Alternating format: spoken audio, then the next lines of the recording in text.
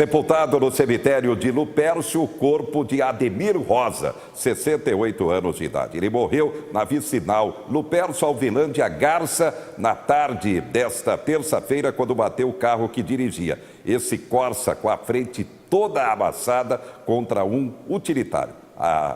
O choque foi frontal. Motivo segundo testemunhas. O Ademir foi desviar de muitos buracos na pista, acabou se perdendo e aí acabou invadindo a pista contrária, batendo de frente com esse utilitário. Ademir Rosa confirmando, 68 anos de idade. É mais um acidente com vítima fatal no país campeão mundial na violência no trânsito. E o governo federal tenta reverter esses números. É no trânsito que o Brasil amarga uma triste estatística: o número de acidentes fatais. De acordo com dados da Organização Mundial da Saúde, o nosso trânsito mata cerca de 47 mil pessoas por ano, o que coloca o país na 4ª posição do ranking de mortes no trânsito na América. De 2009 a 2016, o total de óbitos saltou de 19 para quase 24 por 100 mil habitantes. Além de vítimas fatais, o trânsito também deixa sequelas, cerca de 400 mil pessoas todos os anos. E esses números custam caro. Por ano, o Brasil gasta 56 bilhões de reais, segundo o levantamento do Observatório Nacional de Segurança Viária. E para mudar essa realidade, o Brasil criou o Plano Nacional de Redução de Mortes no Trânsito. Aprovada pelo Congresso Nacional e sancionado este mês pelo presidente Michel Temer, o plano propõe metas anuais para cada estado e o Distrito Federal. O objetivo é reduzir pela metade o índice de mortes ao longo de 10 anos. Estaremos, juntamente com os demais segmentos que formam o Sistema Nacional de Trânsito, discutindo uma política pública a ser adotada, já que no final da lei ela propõe que existe uma redução de até 50% do número de acidentados. Esse número é possível através de uma grande política pública que não existia até no momento no nosso país. O diretor explica que as metas serão fixadas pelo Conselho Nacional de Trânsito, que vai reunir propostas enviadas pelos Conselhos de Trânsito, Sociedade Civil e pela Polícia Rodoviária Federal. O trânsito é um tripé formado por engenharia, fiscalização e educação. Precisamos formar melhor os nossos alunos, preparar melhor nesse sentido. Precisamos ter mais mecanismos de fiscalização. Nisso a tecnologia veio para ficar. Instrumentos de fiscalização através de câmera, de monitoramentos são indispensáveis nesse sentido, como também a qualidade das vias efetivamente. É a implementação do transporte público de qualidade em todo o nosso país. Efetivamente, quando se tem um transporte público de qualidade, com usualidade para a população e um acesso melhor na sua mobilidade como um todo, há o abandono dos transportes individuais, como principalmente motos. A situação é grave e preocupante. Só Marília teve 37 mortes no trânsito no ano passado, maior parte vítimas de acidentes de moto. Walter Galvão, especialista em trânsito, nosso convidado. Galvão, boa noite. Boa noite. Reverter esses números negativos não será fácil, não, Galvão? Eu estou há 20 anos na educação de trânsito. E há 20 anos que eu escuto a mesma ladainha, né? E nada se faz. E há 20 anos que eu venho aqui, que você me dá esse espaço. E quando você pergunta na questão da educação, o que há de perspectiva a médio e longo prazo, eu digo nenhuma. E por quê? O que tem que ser feito? Ora, o que tem que ser feito é que tem que ter pessoas sérias com vontade de realmente fazer algo pelo país, né? Eu não estou querendo acusar este ou aquele governante que fez ou deixou de fazer. Mas o Código de Trânsito é de 1997. Lá prevê que tem que fazer parte do currículo escolar, desde lá do prezinho até o 3º grau, ou seja, a nível universitário. Mas o que foi feito? Resposta: nada.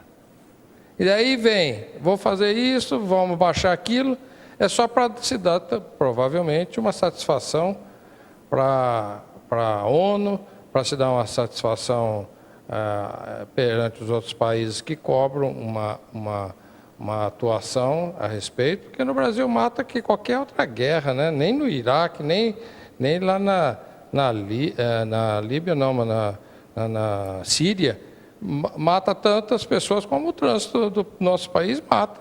Só que as pessoas não se dão conta e, infelizmente, ainda estamos muito aquém, né, de se acreditar em algo a médio e longo prazo. Eu não desconheço qualquer outro caminho senão através da educação.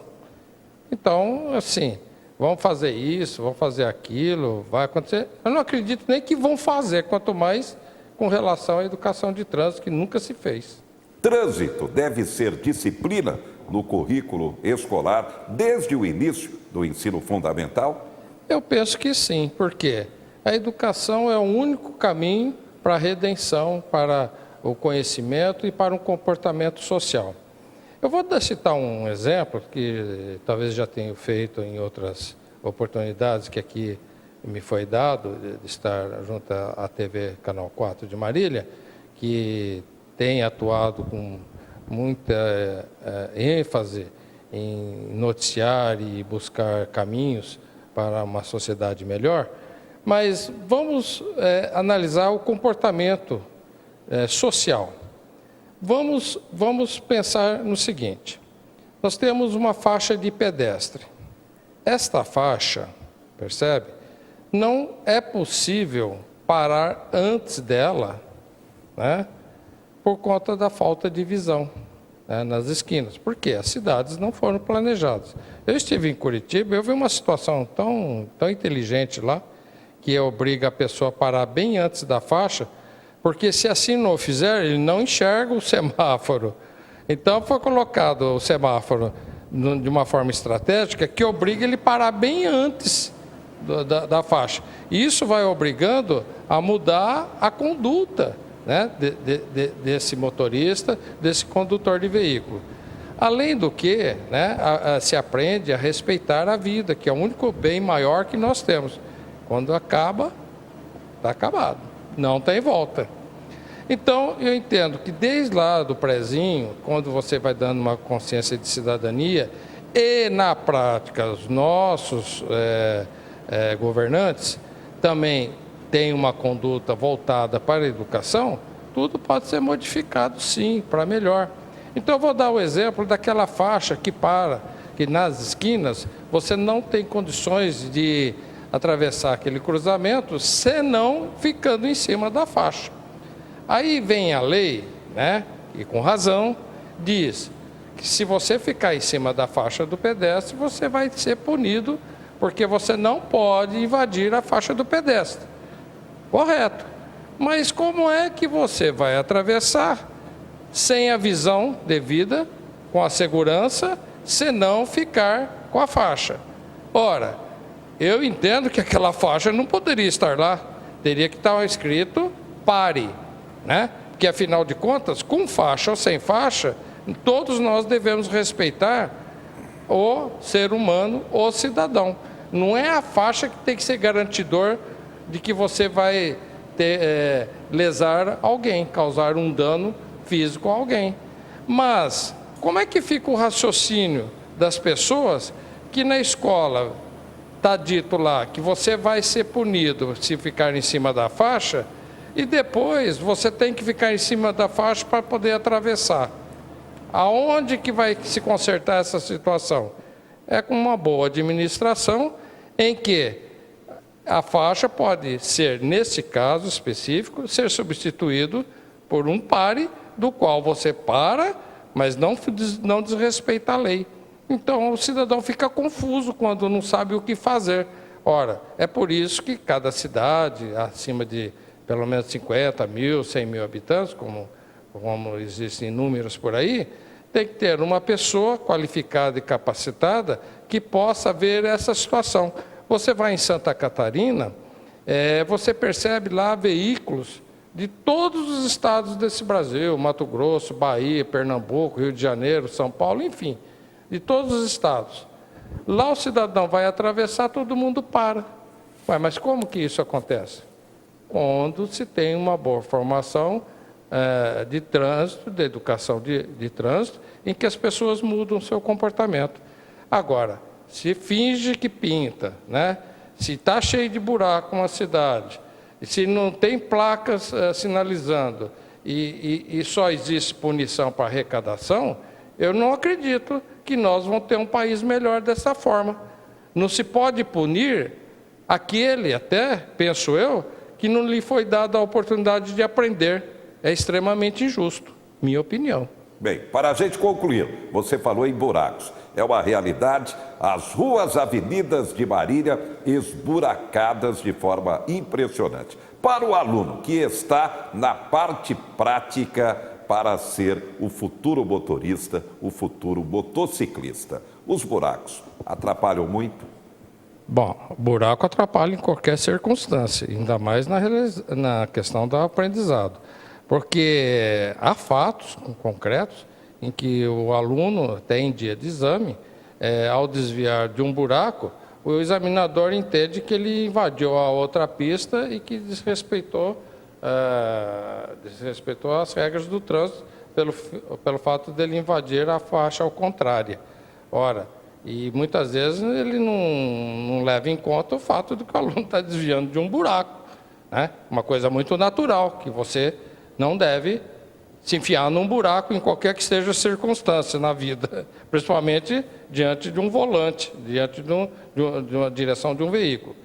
Porquanto, se não houver uma situação em que se tenha qualidade de dirigibilidade desses veículos, os riscos, consequentemente, aumentam. Eu estive recentemente em Curitiba, andei 200 quilômetros dentro de Curitiba, e coincidência ou não, mas não sei se você vai acreditar, você telespectador que nos assiste nesse momento, mas eu digo de coração, não estou inventando, eu não achei um buraco.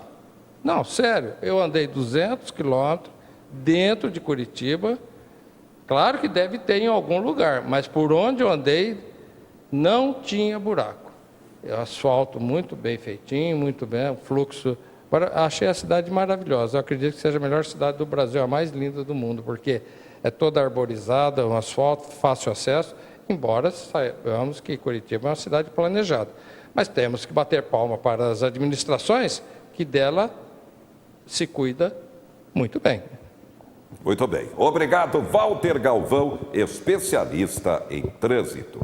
Atenção, você que tem criança, você que tem filho, criança, filho, filha, preste muita atenção nessa matéria. Cuidado com a internet, cuidado com a pedofilia. No Facebook, apenas os familiares e amigos muito próximos podem ver as fotos do pequeno João Pedro, de 9 meses. A Bruna diz que toma todo o cuidado na hora de mostrar o filho na internet.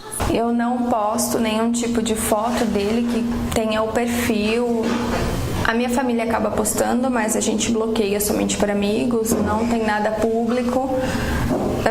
E a gente costuma conversar muito sobre isso.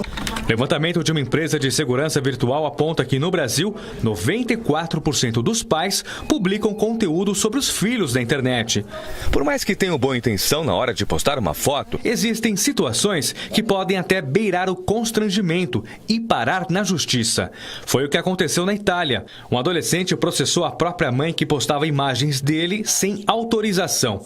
O tribunal determinou que ela deveria excluir todas as fotos sob pena de multa. As pessoas estão perdendo a noção de privacidade, a noção de excesso de exposição, né? Porque elas acabam divulgando tudo o que fazem. Além de evitar constrangimentos no futuro, especialistas alertam que ficar postando fotos do filho na internet com frequência pode colocar em risco a segurança da criança, principalmente quando identifica o local onde mora e a escola que frequenta. Dados do Fundo das Nações Unidas para a Infância também alertam para os riscos de pedofilia na internet. A cada dia, em média, 5 crianças são vítimas de violência sexual online. Meninas de até 10 anos representam 80% do material divulgado em sites ilegais. Às vezes os pais nem ficam sabendo, mas aquela fotinho linda, engraçadinha, vai parar num site de pedofilia, mesmo que seja um bebê. Essa questão, fique atento. Destaques do momento. No Chile, onde está em visita oficial, Papa se encontra com crianças vítimas de abuso sexual por padres. E oficialmente a Igreja Católica pede desculpas e ele se diz envergonhado. Juiz nega pedido para Paulo Maluf ficar preso em casa. Vai continuar na penitenciária. Governo anuncia quase 500 milhões de reais para o ensino médio em período integral. São destaques do momento. Daqui a pouco, a manifestação contra a violência à mulher em Marília e a preocupação, a febre amarela. Mais um macaco encontrado morto, o terceiro em menos de 15 dias. Pode ser a doença? É a grande pergunta.